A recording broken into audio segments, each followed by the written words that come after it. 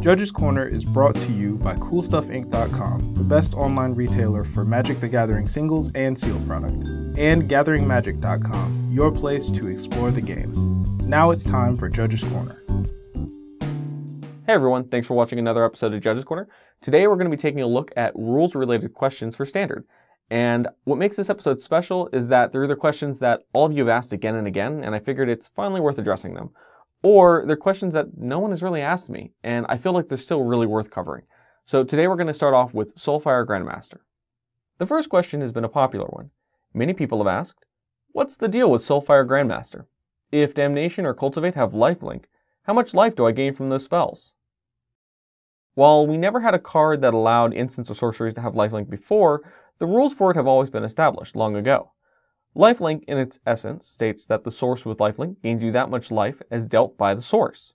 So if the spell is, say, a lightning bolt, then all of a sudden it's more of a lightning helix in that it deals 3 damage, thus gaining you 3 life for just 1 red mana, and of course the presence of a Grandmaster.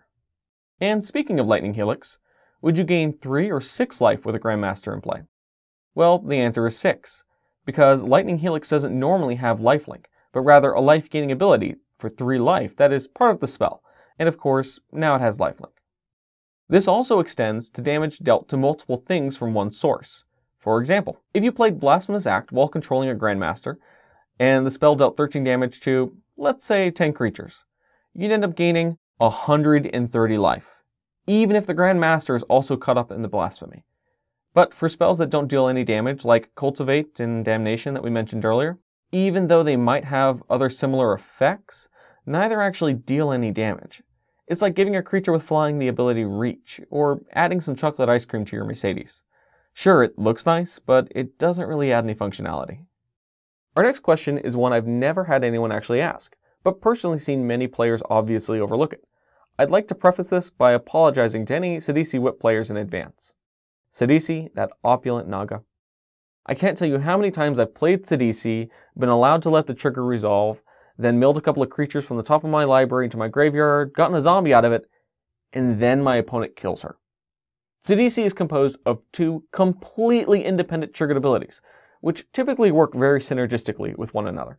If you remove her from the battlefield before her first ability triggers, or before any other spell or ability mills cards from the top of your library to the grave, then her second triggered ability won't be there to see those cards get milled, and so it won't trigger, preventing any nasty zombies from emerging from the filth. The Jeskai have personally charmed me with their method of taking out the trash, by sometimes actually adding Sidisi to the pile. For example, if Sidisi's first triggered ability goes on the stack, the Jeskai can respond by playing their charm to put Sidisi back on top of the library.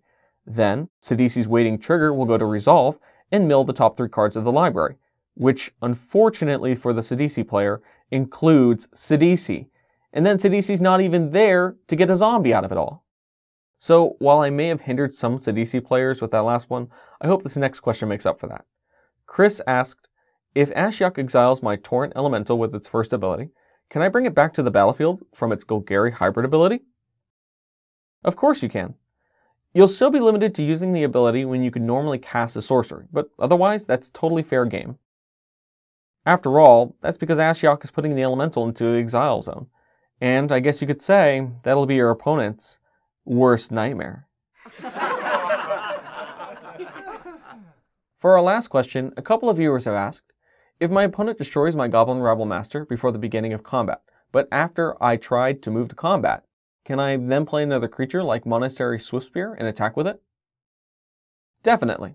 In order for them to be able to destroy your Goblin Rabble Master before the token is created, you have to pass priority in the main, and they have to use that priority to kill that goblin. If they do that, it all happens in the main phase, and then you'll have an opportunity to play more sorceries or a creature before moving into combat.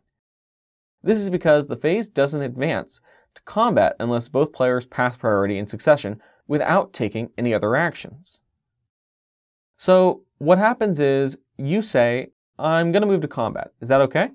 And your opponent says, well, not yet. I'm going to destroy your creature with Hero's Downfall. He kills the Goblin Rabble Master because you don't have any response to his Hero's Downfall, and then priority moves back to you. This is the part where you can either re-say, I'm about to move into combat then, or you can play another sorcery or creature. since you have priority and it's still your main phase.